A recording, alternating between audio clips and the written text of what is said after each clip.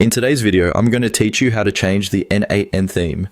Customizing the appearance of your n8n workflow can greatly enhance your experience, making it not only aesthetically pleasing, but also more tailored to your personal taste or work environment. Let's walk through these steps comfortably and ensure you have all the detail you need to make this change smoothly. To start, you'll want to open up the n8n interface.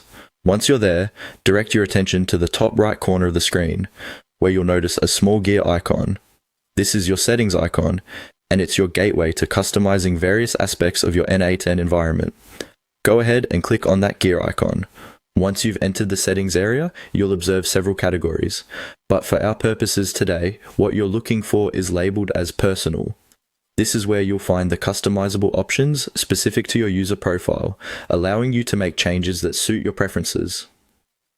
After clicking on personal, you'll want to scroll down the menu that appears. Take your time to explore the options if you're curious.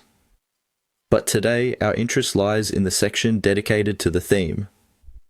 As you leisurely navigate through, you'll see it listed there.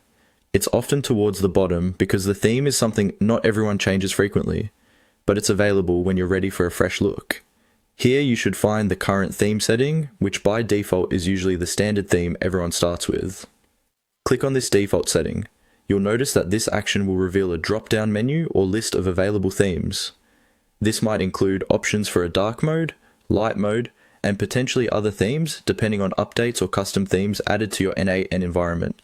You have the freedom here to experiment with different looks. Feel free to click through each option to preview how the workflow appearance changes immediately. This preview ability is particularly helpful as it gives you a visual understanding of what looks best for your environment or simply what suits your mood for the day. Once you've found a theme that feels right for you, there's typically nothing else to do but exit the settings area. These changes should automatically apply, making it a seamless experience.